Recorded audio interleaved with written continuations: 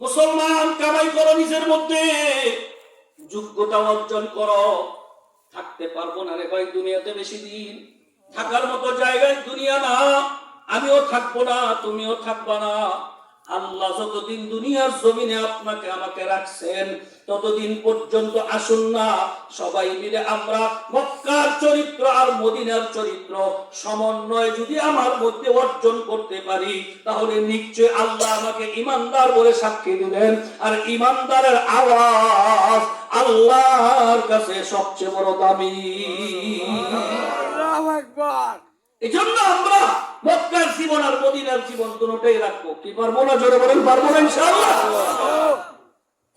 আল্লাহ রাসূলের 63 বছর জীবনে 4 কাজ ছিল আমার নবীর, মৌলিক 4 কাজ। 4 কাজের উপরে আমার নবী সারা জীবনের মধ্যে 4টা কাজকে কেন্দ্র করে বাকি সমস্ত কাজগুলো তিনি আঞ্জাম দিয়েছেন। 1 নম্বর, নবীজি দাওয়াতের কাম করতেন। নবীজি মানুষকে দাওয়াত দিতেন, বলতেন ইয়া আইয়ুহান নাস কুলু লা ইলাহা ইল্লাল্লাহু তুফলিহুন। হে মানুষ, তুমি পড়ো লা ইলাহা ইল্লাল্লাহ, এর মধ্যেই তোমার কামিয়াবি। এই দাওয়াত দিতেন আমার নবী। ঠিক না বলি? এই দাওয়াতের কাম আমাদেরকে, এখন আমরা হিন্দু পাই না, খ্রিস্টান পাই না, যদি হিন্দু পাই খ্রিস্টান পাই তো তাদেরকে বলবো লা ইলাহা ইল্লাল্লাহ পড়ো, কামিয়াব হইবা। মুসলমান হতেও পারে, নাও হতে পারে, দাওয়াত দিব, এটা আমাদের দায়িত্ব। কিন্তু আমরা যারা মুসলমান, আমরা কি কালিমা পয়রা মুসলমান না না পয়রা মুসলমান? ঘুমাইতেছেন মনে হয় আপনারা? কালিমা পয়রা মুসলমান না না পয়রা মুসলমান? আমরা কালিমা পড়ছি, আমরা মুসলমান, কিন্তু মুসলমান হইছি বটে, কিন্তু এমন চরিত্র আমাদের মধ্যে আছে যেটা মুসলমানের চরিত্রের মধ্যে কোনো মিল পড়ে না। ঠিক না? এই চরিত্রগুলো আমাদের মধ্য থেকে দূরীকরণ করার জন্য এই কওমি মাদ্রাসা, এই মাহফিল, দাওয়াত ও তাবলীগ, জিকির আজকার, তালিম তাআল্লুম, মাসিক ইজতিমা, হালকা জিকির, ওয়াজ মাহফিল, পীর মুরিদি, তাসকিয়া, এই সব কিছু হলো আমরা মুসলমান ঈমানদার, আমাদের ঈমান আছে, কালিমা পড়ছি বটে, কিন্তু আমাদের চরিত্র, আমাদের আখলাক কাফের মুশরিক পর্যন্ত যেটা আছে, এই কারণে আমাদের চরিত্র ঠিক করার জন্য হলো এই মাহফিলের ব্যবস্থা। 1 নম্বরে দাওয়াত দিয়েছেন নবীজি। যখন কালিমা পড়া মুসলমান হয়ে গেছে, এইবার আমার নবী তাকে তালিমে বসাইছেন। 2 নম্বর কাম, কালিমা পড়ছে, মুসলমান হয়েছে, তালিমে বসাইছে, শিখো। কুরআনুল কারীমের আয়াত পড়ো, তুমি পড়ো, তুমি শিখো, নামাজ শিখো, রুকু শিখো, তাসবিহ শিখো, সূরা ফাতিহা শিখো, অন্যান্য সূরা কেরাতগুলি শিখো। তালিমে বসাইছেন। যখন তালিমাত হয়ে গেছে, এইবার আমার নবী তাদেরকে তাসকিয়া করাইছেন, আত্মশুদ্ধি করাইছেন। আত্মশুদ্ধি কারে কয়? অসুবিধা লাগতেছে আপনাদের? আত্মশুদ্ধি কারে কয়? সংক্ষেপে উদাহরণ দিয়ে বুঝাই দেই। এই যে আমি একজন মাওলানা আকরাম, আমি আপনাদের চেয়ারে বসা, যদি এই মুহূর্তে আমার যদি মৃত্যু হয়, আপনারা সবাই ঘোষণা দিবেন মাওলানা আকরাম সাহেব আর নাই। ঠিক নেই? ঘুমাইতেছেন আপনারা? নাই। আর কে কইছে নাই? আমি তো এনে বসা, আমি এনে শোয়া, তো নাই কোন কি? কি আশ্চর্য ব্যাপার! মানুষ কি বুঝে না কেন? আব্দুল করিম ইন্তেকাল করেছেন, আব্দুল করিম আর নাই। আরে আব্দুল করিম তো এখানে শুয়ে রয়েছে, তুমি কেমনে কো আব্দুল করিম নাই? তোমার চোখের মধ্যে কি পর্দা পড়ছে? তুমি দেখো না আব্দুল করিম যে শোয়া? এটা যদি আপনি প্রশ্ন করেন তো বলবে যে না, আব্দুল করিম আরেকটা কোনটাইরা, ওই তার ভিতরে যে রূহ ছিল তার নাম আব্দুল করিম, সে যে লাশটা ব্যবহার করছে সেই লাশটা এখানে পড়ে রয়েছে। তাহলে বুঝা গেল আব্দুল করিম খালি আমার শরীরটার নাম নয়, এটা একটা লাশ। আর এইটাকে পরিচালনা করার জন্য আরেকটা জিনিস আল্লাহ আমার অন্তরের ভিতরে ঢুকাইছেন, যার নাম রূহ, যার নাম আত্মা। ঠিক না বলে? যার নাম কলব, ওইটা থাকে না, চলে যায়, এজন্য লাশ পড়ে থাকে, ওইটার নাম হলো আসল নাম। ঠিক না বলে? এই যে আসলটা, এই যে আসলটা চলে গেছে, এটার নাম রূহ, এটার নাম আত্মা, এটার নাম কলব। এই ভিতরে এই শরীরের মধ্যে যেমন হাজার হাজার রোগে উপক্রম করে, পাতলা পায়খানা রোগ, গ্যাস্ট্রিক রোগ, মাথা ব্যথা রোগ, বা কত রকমের রোগ এই শরীরের মধ্যে চলাফেরা করে। ঠিক আপনার আমার যেই যে আকরাম, এই যে রোগ যেটা চলে যাইতেছে, ওইটার মধ্যেও কিছু রোগ আছে না নাই? এই রোগগুলি কি? আল্লাহ নবী বলেন, হিংসা একটা রোগের শরীরের কোথাও নাই, তাকাব্বুরি এক রোগ শরীরের কোথাও নাই, এই চুগলখড়ি এক রোগের শরীরের কোথাও নাই। এইটা হলো ওই যে আকরাম যেটা চলে যাইতেছে, ওইটার মধ্যে আছে, ওই রূহের মধ্যে জমা হয়। ওই রূহের মধ্যে যখন জমা হয়, তার রূহটা যখন দুনিয়ার অন্যদিকে মোড় দেয়, তখন এই মানুষটা আর সাধারণ মানুষ থাকে না। এই মানুষটার উপরে শয়তান কঠিন ভাবে ভর করে। এই মানুষটার চরিত্র নষ্ট হয়ে যায়। এই মানুষটা এত 5 ওয়াক্ত নামাজ পড়তো, জামাতে নামাজ পড়তো, তাকবীরুল্লাহর সাথে পড়তো, পাগড়ি পরিধান করতো, চিল্লা লাগাইতো, চরমুনায় যাইতো, জিকির আজকার করতো, কিন্তু আজকে দেখি তার মাথায় পাগড়ি নাই, তার মুখের দাড়ি হয়ে গেছে ছোট, তার পাঞ্জাবি হয়ে গেছে ছোট, তার আর জামাতে নামাজের কারণ নাই। কারণটা কি? তার রূহের মধ্যে এমন সমস্ত রোগ বসে রয়েছে, এই রোগের কারণে ক্যান্সারে পরিণত হইয়া তার অন্তর থেকে ঈমানের নূর চলে গেছে। ওই কলবটা, ওই রূহটা, ওই আত্মাটারে ঠিক করার নাম হলো আত্মশুদ্ধি। মুসলমান আত্মশুদ্ধ বুঝো না। আত্মা যদি পবিত্র না হয়, আত্মা যদি সুন্দর না হয়, আত্মা যদি ভালো না হয়, তোমার বাহ্যিক আমল আল্লাহর কাছে কোনো কবুল হবে না। কারণ হাদিসের মধ্যে আছে, লা সালাতা ইল্লা বিহুজুরিল কলব, হুজুরি কলব ব্যতীত বান্দার নামাজ হয় না। হুজুরি কলব কি? বান্দার খুশু খুশু সুন্দর হওয়া লাগবে, বাহ্যিক যেমন সুন্দর হওয়া লাগবে, আর অন্তরকে নামাজের মধ্যে দাঁড়াইয়া আমার মাবুদের সামনে দাঁড়াইছি, কেরাত পড়তেছি, আমি আমার মালিকের সাথে কথা বলতেছি, রুকুতে গেছি, আমার মাওলানা দিকে তাকাইয়া রইছে, সেজদা দিয়া যখন সুবহান রাব্বিয়াল আলা কইয়া ডাক দিলাম, আমার মাওলার কুদরতি পা দুখানা আমার কপালের নিচে পিছাইয়া দিছে। এই যে বাবারে অন্তরের খেয়াল, এই খেয়াল যতক্ষণ পর্যন্ত ঠিক না হবে, নামাজ পড়তে পড়তে কবরে কর ফলাইতে পারবা, আমার মাওলার দরবারে একটা সিজদাও কবুল হবে না। এই কলবে আত্মায় রূহ ঠিক করার জন্য হাদিসের দ্বারা অনেকগুলো ঔষধের বর্ণনা করা আছে। শরীরের চিকিৎসা করার জন্য যেমন ডাক্তারের চিকিৎসা নিয়ে ঔষধের কথা বর্ণনা আছে, ঠিক তোমার আত্মা, তোমার রূহ, তোমার কলবকে সুন্দর করার জন্য, মাওলার কাছে দামি বানানোর জন্য হাদিসের দ্বারা আমার নবী অনেকগুলো ঔষধের কথা বর্ণনা করছেন। এর মধ্যে উল্লেখযোগ্য ঔষধ হলো, মানুষ যখন বেশি বেশি করে মওতের মুরাকাবা করবে, এই মানুষের আত্মা পবিত্র হইতে থাকবে। আল্লাহু আকবার। যখন কোন মানুষ ইস্তিগফার করতে থাকবে, এই মানুষটার কলব পবিত্র হইতে থাকবে।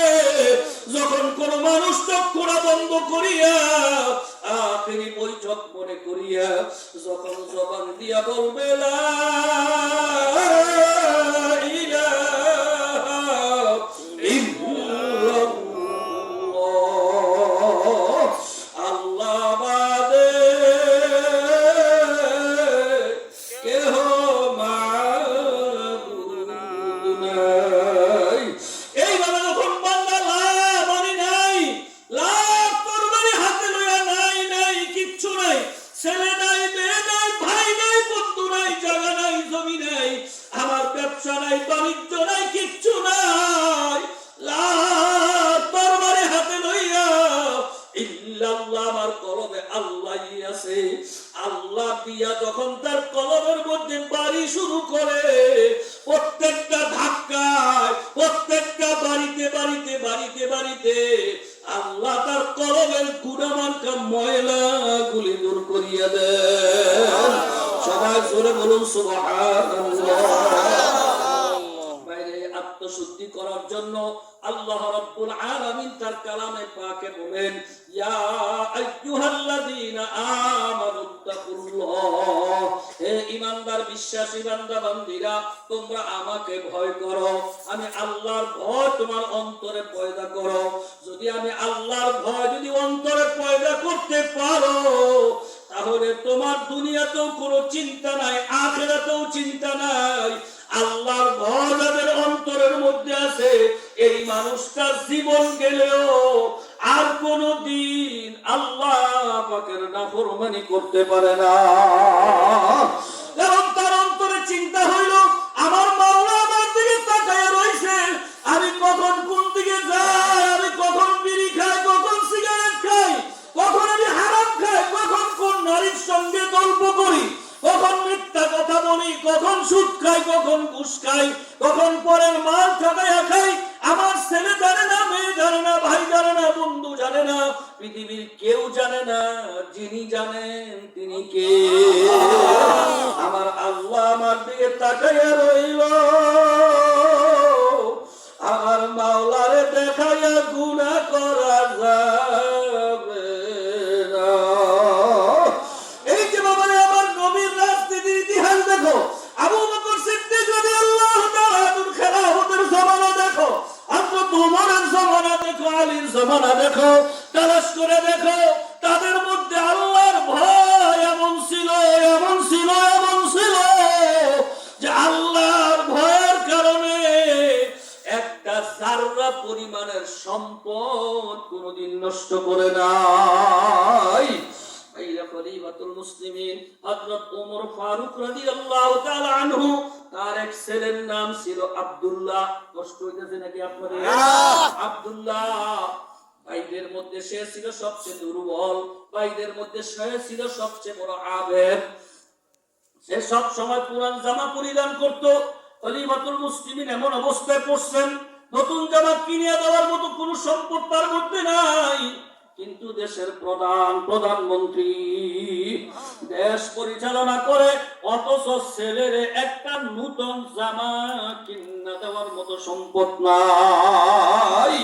আর আমার দেশে তো প্রধানমন্ত্রী হইতে পারলে আর টাকার কোনো অভাবই নাই, ঠিক না? আর মেম্বার হইলে তো টাকার অভাব থাকে না, চেয়ারম্যান হইলে তো আরও থাকে না, ঠিক না? আর থাকবে কোত্থেকে? আরে গত সরকারের আমলে অর্থমন্ত্রী বলছিলেন যে আমরা যদি 100 টাকা কাজের জন্য বরাদ্দ দেই, তো 80 টাকা চুরি হয়, 20 টাকার কাজ হয়। খলিফাতুল মুসলিমিন হযরত ওমর, তখনও সরকার, তখনও তিনি প্রধান, অথচ তার ছেলের একটা নতুন জামা বানায় দিবে তৌফিক নাই, সম্পদ নাই।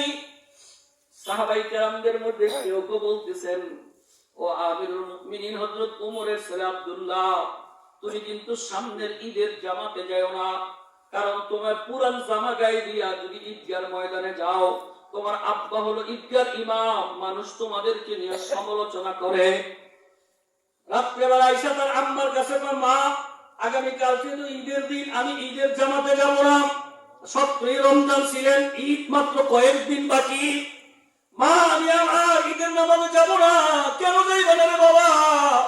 বলে আমার জন্মের পর থেকে এই পর্যন্ত আমি একটা নতুন জামা পইরা দেখি নাই।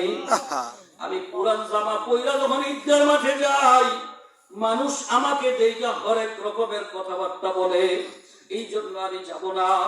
রাত্রেবেলা যখন আমিরুল মুমিনিন হযরত ওমর যখন ঘরের ভিতরে আসছেন, তখন হযরত ওমরের স্ত্রী ফাতেমা ডাইকা বলতেছেন, স্বামী আমার একটা কথা বলার জন্য বসছিলাম। কি কথা? বলে আপনার ছেলে আব্দুল্লাহ বলছে ঈদের জামাতে যাবে না। কেন যাবে না? বলে সে জন্মের পর থেকে এই পর্যন্ত একটা নতুন জামা পরিধান করতে পারে নাই। আজকে এই পুরাতন জামা পরে ঈদগার মাঠে গেলে মানুষ নাকি বিভিন্ন রকমের কথাবার্তা বলে, এই জন্য সে যাবে না। হযরত ওমর আর কিচ্ছু বলেন নাই। পরের দিন মসজিদে নববীতে জোহরের নামাজের সময় যখন আব্দুল্লাহরে ডাকছে, আব্দুল্লাহ তো পূজা হয়েছে, আমার বাবা ডাকছে, আজকে জানি কোন বিচার হয়। কালকে তো আমি বলছি আমার বাবা তো আজকে নিজের হাতে বিচার করবে।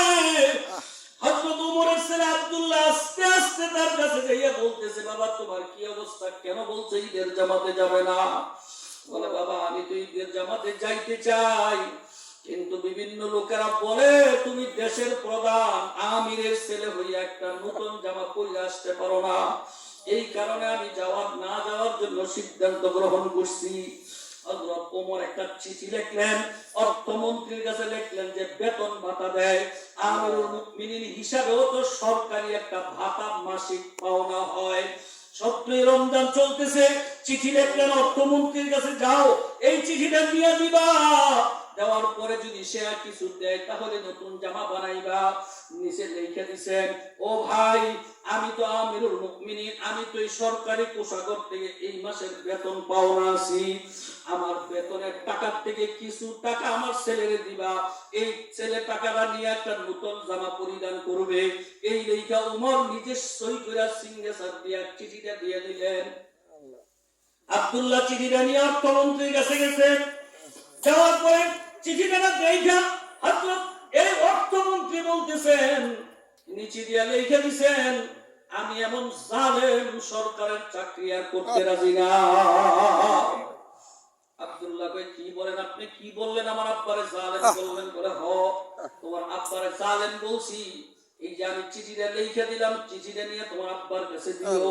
তিনি নিচে দা লিখে দিয়েছেন, আমি জালেম সরকারের চাকরি করতে রাজি না। আর তিনি এই কথাটা নিচে দা কেন আপনি লিখে দিলেন না কেন? যে রমজান মাস আসতে আর মাত্র 12-13 দিন বাকি আছে, আপনি 12-13 দিন হায়াতে বাঁচবেন, তারপরে মাস শেষ হবে, তারপরে আপনি কোষাগার থেকে বেতন পাইবেন। এখন তো মাস শেষ হয় নাই, আপনাকে তো বেতন দেওয়া ইসলামী শরীয়তে জায়েজ নাই, তাহলে আপনি কেন এটা লিখে দিলেন না আমি রমজান পর্যন্ত বাঁচবো, তারপরে বেতন পাবো, এর আগে এর থেকে কিছু বেতন দিয়ে দাও। এত বড় জুলুম যে আমির করে, সে আমিরের চাকরি আমি আর করতে রাজি না। চিঠিটা হাতে লইয়া হযরত ওমরের কাছে যাইয়া যখন চিঠিটা দিলেন, চিঠিটা পড়িয়া তিনি দুই চোখের পানি সারিয়া দিয়া কয়, বাবা আব্দুল্লাহ, আমি তো মহান ভুল করে বলাইছি। বাবা আব্দুল্লাহ, আমি কত বড় অন্যায় করে বলাইছি রে বাবা। রমজান মাস শেষ হইতে আরো তো বাকি আছে 12-13 দিন, এই পর্যন্ত আমি বাঁচবো এত কোনো গ্যারান্টি নাই। আর যদি আমি মরে যাই তো আমি তো এই মাসের বেতন পাবো না।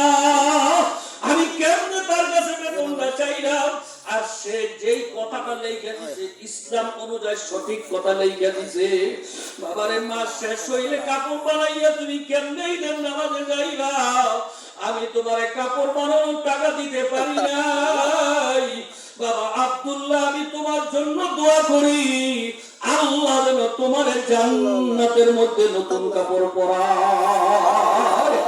একটা দেশের প্রধান আমির হয়ে হায়াতের জিন্দেগির এত হিসাব, আর তোমার আমার জীবনের কি হিসাব রে ভাই? এত চিন্তা নাই, কারণ আল্লাহর ভয় তো আমাদের মধ্যে নাই। যদি আল্লাহর ভয় যদি মেম্বারের কাছে থাকতো, চেয়ারম্যানের কাছে থাকতো, দোকানদারের কাছে থাকতো, কাস্টমারের কাছে থাকতো, ব্যবসায়ীর কাছে থাকতো, বাড়িওয়ালার কাছে থাকতো, আল্লাহর ভয় থাকলে এই সমাজের মধ্যে কোন মানুষ বিশৃঙ্খলা করতো না। এই জন্য ভাই গো আমার, আল্লাহ বলেন ইত্তাকুল্লাহ, আমাকে ভয় করো, আমাকে ভয় করো, আমার ভয় ছাড়া তোমাদের পরিবর্তন হবে না। আল্লাহর ভয় কইরা বাকি জীবনটা চলার ইচ্ছা আপনাদের আসেনি? আছে আছে আছে, কার কার আছে? আল্লাহু আকবার। চোখটা বন্ধ করে মাথাটা নিচু করে দেন, এই যে তাকায় দেখেন আমার আল্লাহ আমাদের তাকায় আল্লাহ, এর আল্লাহ অনেক মহব্বতের সাথে ডাকবেন আল্লাহ, আরো মহব্বতের আওয়াজ দিয়ে আল্লাহ। বাকি জীবনটা তোমার ভয় নিয়ে চলার ওয়াদা করলাম, এই ওয়াদার উপরে আমাদের সবাইকে মজবুত থাকার তৌফিক দান করেন।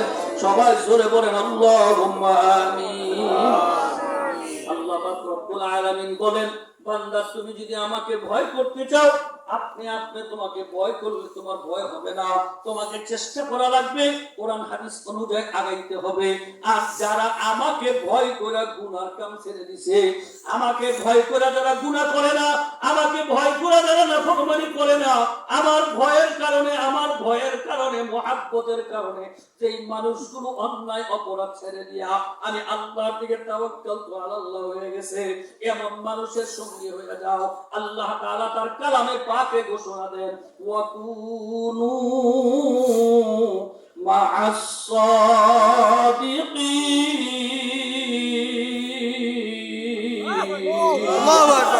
আল্লাহ তাআলা বলেন, আমি আল্লাহ তোদেরকে নির্দেশ দিলাম সাদিকিন, নেককার মানুষ যারা, আল্লাহ যারা, আল্লাহ পাকের সাথে সম্পর্ক যাদের বেশি, যারা গুনার কাম ছেড়ে দিছে, গুনাহ করে না, আল্লাহর ভয়ে গুনাহ ছেড়ে দিছে, ইবাদতকে নিজের জীবনের সম্পদ বানাইছে, চাঁদাবাজি করে না, ফতোয়াবাজি করে না, মাসআলা দেয় না, এত মাসআলা দেয় না, এত কিতাব দেখে না, শুধু আমলের মধ্যে জীবনটারে বলবান মিশে নিছে।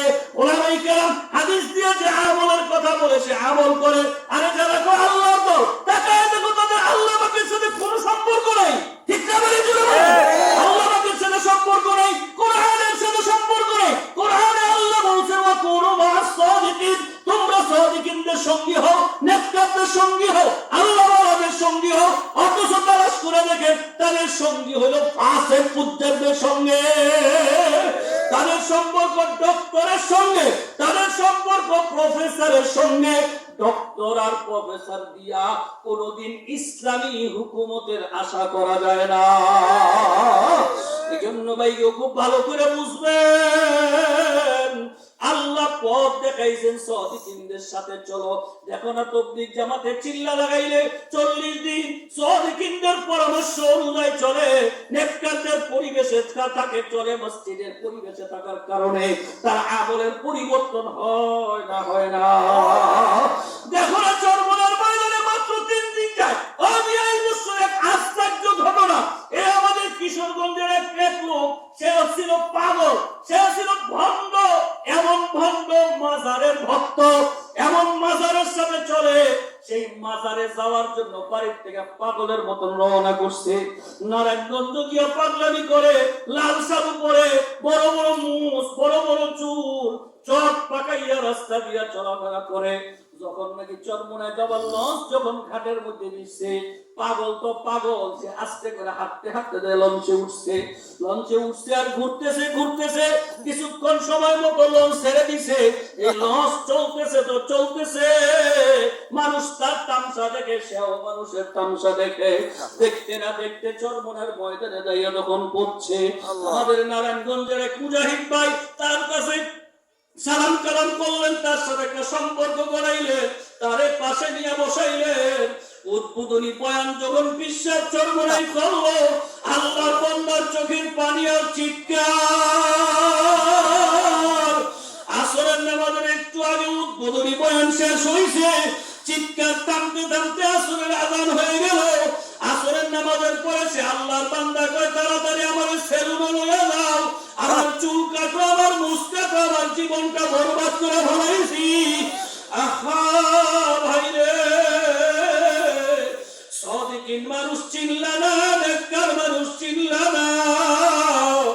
নেককারদের কাছে যাইয়া যদি বসার মতো বসতে পারতাম, তোমারও আমার মাওলা নেককার আল্লাহ ওয়ালা বানাইয়া দিতেন।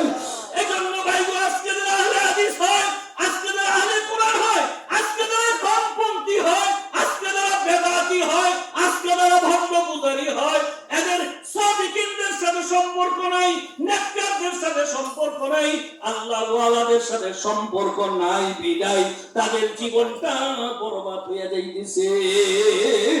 এই জন্য আল্লাহ পাকের নির্দেশ, আল্লাহ বলেন আমাকে ভয় কর, সাদিকিনদের সঙ্গে চলতে তুমিও ভালো হইয়া যাইবা।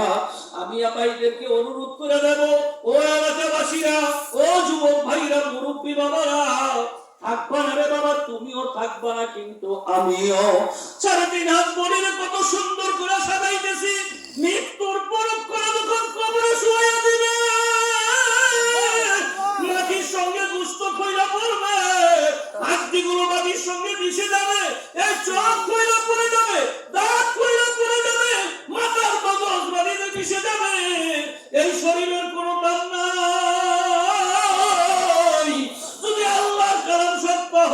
নবীর হাদিস যদি সত্য হয়, তাহলে বলো তো আখিরাতে তোমার আমার বিচার আছে না নাই? শরীর তো শেষ বিচার হবে কার? ওই যে মাওলানা আকরাম যেটা বের হইয়া গেছে, তার বিচার শুরু হইয়া যাবে। বাবারে, দুনিয়ার জীবনে দুনিয়ার জমিনে কয়দিন থাকবা? এই যে এই বছর চরমুনার মাহফিলে প্রায় 6 জন মানুষের জানাজা আমরা পড়ছি রে ভাই। ভাইও তারা তো বাড়ির থেকে ভালো করে রওনা দিয়া গেছিল ময়দানে, লাশ হইয়া যে বাড়িতে ফিরবে এইটা তো কেউ জানতো না। ভাইরে ভাই, ও যুবক ভাই, ও মুরব্বী বাবা, আমার এক বন্ধু বলে একেবারে নওজোয়ান যুবক মানুষ, বাবারই এমন যুবক মানুষ, বাবা মাত্র 1 বছর হইল চরমনার ময়দানে গিয়ে আইসা দাড়িটা রাখছে, মজবুতির সাথে চলি এই বছর যাবে, বুধবারে যাওয়ার কথা যাইতে পারে নাই, বৃহস্পতিবারে বাড়ির থেকে মোটরসাইকেল নিয়ে টাকা আনতে রওনা দিছে, রাস্তায় অ্যাক্সিডেন্ট হয়ে সেই জায়গায় মারা গেছে। চরমনার ময়দানে বসে শুনছি, এই মনের মধ্যে এত কষ্ট, এমন যুবক অসুস্থ না বিসুখ না কিচ্ছু না, বাড়ির থেকে মোটরসাইকেল নিয়ে রওনা করছে, বাড়িতে মরা লাশ ফিরিয়ে আসছে। আমার যুবক থাকতে পারবো না, চক্ষু যদি তোমার আজকে বন্ধ হয়ে যায়, রাত্রে যদি বন্ধ হয়ে যায়, কালকে যদি বন্ধ হয়ে যায়, বাবারে তুমি তোমারে প্রশ্ন করে দেখো, তাহলে ঘর পর থেকে এই পর্যন্ত কত নামাজ তোমার আমল নামায় নাই, কত রোজা নাই, কত রোজা নাই, কত মিথ্যা জীবনে বলছো, কত সুদ খাইছো, কত ঘুষ খাইছো। যদি তোমার মৃত্যু যদি এখন হইয়া যায় বা রাত্রে যদি হইয়া যায়, এই গো হায়াতের জীবনের আমার মাওলার সঙ্গে অপরাধের শাস্তি কেমনে ভোগ করবা? এখনো সময় আছে, বাইরে ফিরো ফিরো, যে যে দলই করো না কেন, যে যে পীরের বাড়ি দৌড়াও না কেন, মৌতের হাত থেকে কিন্তু কেউ বাঁচতে পারবা না। আল্লাহর নবী সাল্লাল্লাহু আলাইহি ওয়াসাল্লাম আল্লাহ তিনি বলতেছিলেন, আমার উম্মতেরা, আমার উম্মতেরা মৌতের সময় যারা গুনাহগার হবে, বেনামাজি হবে, শোধখোর হবে, গান বাজনা করনেওয়ালা হবে, দাড়ি কামান্না হবে, ঈমান নিবিহীন হবে, এই মানুষগুলো মৌতের সময় এমন একটা কষ্টদায়ক জীবন যাপন চালাতে থাকবে, একটা জীবন্ত বকরি জবাই না দিয়া পায়ের থেকে চামড়াটা টান মারিয়া খুললে যেই পরিবারের কষ্ট হবে, একজন গুনাহগারের মৃত্যুর যন্ত্রণা তার চেয়ে আরো অনেক বেশি হইয়া যাইবে। আবার আমি তোমাদের প্রশ্ন করে বলো তো দেখি, এই মৌতের কষ্টের ভাগ কি তোমার ছেলে নিবে নাকি, তোমার মেয়ে নিবে নাকি, তোমার ভাই নিবে নাকি, তোমার স্ত্রী নিবে না, তোমার সন্তানে নিবে? পৃথিবীর কেউ এই মৃত্যুর কষ্ট নিবে না। তোমার কষ্ট তোমাকেই বহন করা লাগবে। মৃত্যুর পরক্ষণে তোমার লাশ পড়িয়া থাকবে, মানুষজন আইসা, একদল মানুষ আসবে, তাড়াতাড়ি আইসা তোমার জন্য গোসলের ব্যবস্থা করে ফেলাইবে, একদল মানুষ আসিয়া তোমার কাপড়ের ব্যবস্থা করবে, একদল মানুষ আসিয়া তোমাকে কবরস্থানে কবর করার চিন্তা করা শুরু করবে, একদল মানুষ আইসা খাটে চড়াইয়া 3 বান্দার আসামি বানাইয়া মসজিদের আঙ্গিনার খাটের মধ্যে চড়াইয়া তখন শোয়াইয়া রাখবে।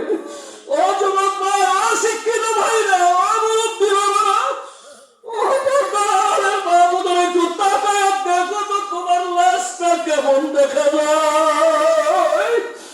দেখতে না দেখতে জানাজার নামাজের সালাম বিরানোর পরে তাকাইয়া দেখো রে ভাই, তোমারে কোথায় নিয়ে যায়?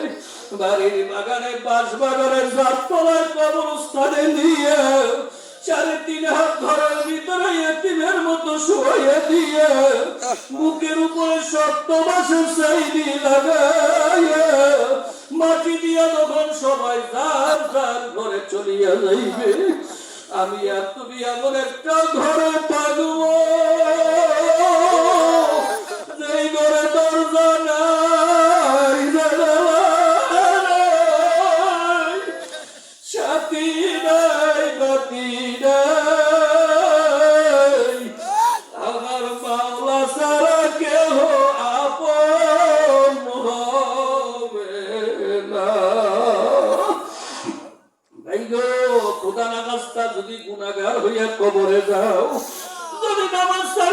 কবরে যাও, যদি দাড়ি কামায় কবরে যাও, যদি বেপরদা হইয়া বেপরদার গুনাহ লইয়া কবরে যাও,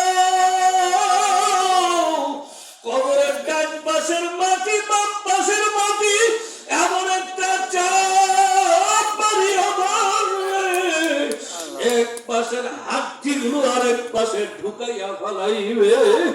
কোন কোন নাফরমান মেয়ে পুরুষের কবরে একটা না দুইটা না 99টা সাপ তার কবরে জমা হইয়া যাইবে। এই সাপগুলি যখন পেঁচাইয়া পেঁচাইয়া এই মায়ার শরীরে যখন কামড় শুরু করিয়া দেবে, কত চিৎকার করবি রে ভাই, কেউ তো তোমার চিৎকার শুনবে না। ভাইয়া, আমার নবী একা একা বৈশা খুব ওজন নয় কাঁদতেছিলেন। কয়েকজন সাহাবায়ে কেরামরা পিছন দিয়ে গিয়া দাঁড়াইয়া কান্নার সাথে তারাও কাঁদতেছে। আল্লাহ নবী কান্নার আওয়াজ পাইয়া গার ফিরে বলে, তোমরা কান্দো কেন? কই নবী গো, আপনিও কান্দেন, আমরাও কান্দি, তোমরা এই সময় আমার কাছে কেন আসছো? বলে, নবী গো, আপনি তো নিষ্পাপ বেগুনাহ মাসুম, আপনার তো আগিলা পিছিলা কোনো গুনাহ নাই, আল্লাহ সব মাফ করে দিবেন। এরপরে আপনার এই চুল দাড়ি মুবারক গুলি অল্প বয়সে কেন সাদা হইয়া গেল? আমার নবী যে হাওমাও করিয়া চিৎকার দিয়া হারাইল, আর ডাক দিয়া বলো, সাহাবীরা গুনাহগার নাফরমানের জন্য আমার মাওলা কি জাহান্নামের আগুনকে বানাইছে, আমার মাওলা যে কি বিষাক্ত সাপ যে জাহান্নামে তৈরি করিয়া রাখছে, তোমরা তো দেখো না। আমি রাসূল তো স্বচক্ষে দেখছি। আমার উম্মতেরা এই আযাব কেমনে ভোগ করবে, আমার উম্মতেরা কেমনে সাদার কামড় খাইবে, এই চিন্তা চিন্তা আমার চুল দাড়িগুলো অল্প বয়সে বাকি হয়ে গেছে। ও যুবক, ও বুড়া, কেন বুঝো না বাবা? এখনো কি তোমার সময় হয় নাই? এখনো কি তোমার সময় হয় নাই? বুঝার সময় এখনো হয় নাই। কবে বুঝবা? কবে বাবার আপন বানাইবা?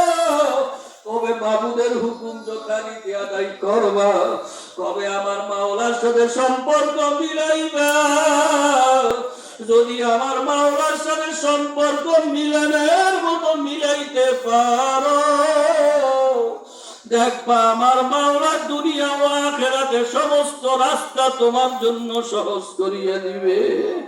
ভাই ভাইরা, আমি তোমাদের পায়ে ধরিয়া বলিয়া যায়, অনুরোধ করে বলিয়া যায়, যুবকরে এখনো সময় আছে বীর। ও যুবক, এখনো সময় আছে বাবা, বীর। ও দাড়িকা বাচ্চা ভাইরা, দাড়িকাই যেমন নবীর করিলের কষ্ট দেখতে রে বাবা। আমার ঘরে যে মদিনে শুয়ে শুয়ে তোর দাড়িকাটার দৃশ্যগুলো কষ্ট পায়, আমার নবীর আর কান্দাইস বাবারে, আমার মাওলার হুকুম আমার ছাইর না। মজবুতির সাথে ঈমানের উপরে তাকওয়ার উপরে চলা শুরু করে দাও। খালেস তওবা করো, আমার মাওলার আপন বানাও, নবীর আপন বানাও। মজলিসে যারা আসরে ভাই, খালেস দিলে আল্লাহর সাক্ষী রাইখা এই ওয়াদা দিতে পারো যে হুজুর আজকে থেকে আর নামাজ ছাড়বো না, তওবা করছি হুজুর আর দাড়ি কাটবো না, আর মাহবুবের হুকুম নষ্ট করবো না।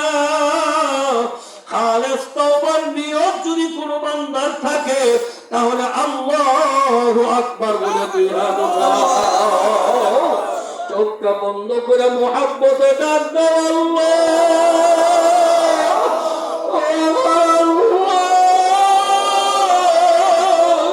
তওবা করছি আর গুনাহ করব না, আর নামাজ ছাড়বো না মালিক, আর দাড়ি কাটবো না মালিক, আর গুনাহ করবো না, ওয়াদা করলাম। আল্লাহ আমাদের সবাইকে তুমি কবুল করিয়া নাও। আমার জন্য দোয়া চাই, আমিও আপনাদের জন্য দোয়া করি। আল্লাহ পাক রব্বুল আলামিন যেন আমাদের সবাইকে ঈমান ও আমল মজবুত করিয়া আল্লাহর ভয় নিয়া সাদিকিন নেককারদের সঙ্গে সম্পর্ক কইরা বাকি জীবনটা যেন আল্লাহ আমাদের সবাইকে চলার তৌফিক দিয়া দেন। আল্লাহুম্মা আমিন, আল্লাহুম্মা আমিন। ও ঘরের মা বোনেরা, হাত উঠায় মাওলার দরবারে কান্দ আর মাপ চাও।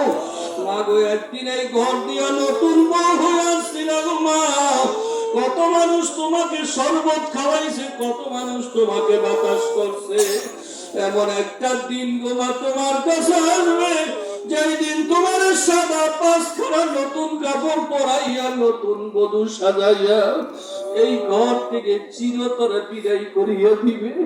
ছেলে কাঁদবে মা মা বলে, মেয়ে কাঁদবে মা মা বলে, জবাব তো আর দিবা না। ও মাবুদ গো, আমরা গুনাহগারের দল, পাপীর দল, আসামির দল, গোলামের দল। বড় আশা করিয়া তোমার শাহী দরবারে হাত উঠাইলাম। দয়া করে মায়া করে তুমি আমাদের সবাইকে কবুল করে নাও। ইয়া আল্লাহ, আপনি যখন আমাদের দুনিয়ার জমিনে পাঠাইছিলেন, আমাদের আমল নামায় কোনো গুনাহ ছিল না, কোনো পাপ ছিল না, কোনো অন্যায় ছিল না। নিষ্পাপ ছিলাম, বেগুনাহ মাসুম ছিলাম। মাওলা, এখন আমল নামার দিকে তাকাইয়া দেখি কত নামাজ ছাড়িয়া দেওয়ার গুনাহ আমল নামাজ জমা হয়ে রয়েছে, কত রোজা ছাড়িয়া দেওয়ার গুনাহ আমল নামাজ জমা হয়ে রয়েছে, কত দাড়ি কামানের গুনাহ, কত সুদের গুনাহ, কত ঘুষের গুনাহ আমল নামাজ জমা হয়ে রয়েছে। আল্লাহ, কত দাড়ি কামানের গুনাহ, কত বেপরদার গুনাহ, কত মিথ্যার গুনাহ, কত পরের হাত ঠকানো নষ্টের গুনাহ আমল নামায় জমা হয়ে রয়েছে।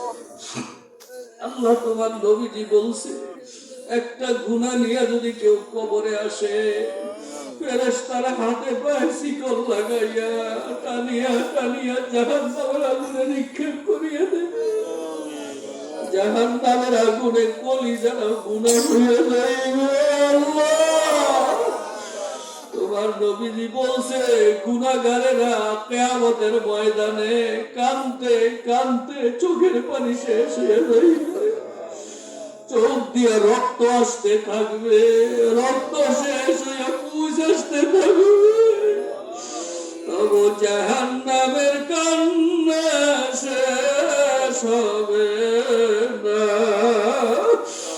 আমার ভাইরা, ও মা বোনেরা, যারা গুনাহ করিয়া বইছ, আল্লাহর দরবারে দুই চোখের পানি ছাড়িয়া দিয়া মাপ চাও। যদি কান্না না আসে, কান্নার ভান ধরো, মুখটারে পাকা করে দাও। আমার মাওলা তো তোমার আমার দিকে চাইয়েই রয়েছে। আল্লাহ আল্লাহ আল্লাহ, গুনাহ করে ফেলাইছি, ভুল করে ফেলাইছি, অন্যায় করে ফেলাইছি।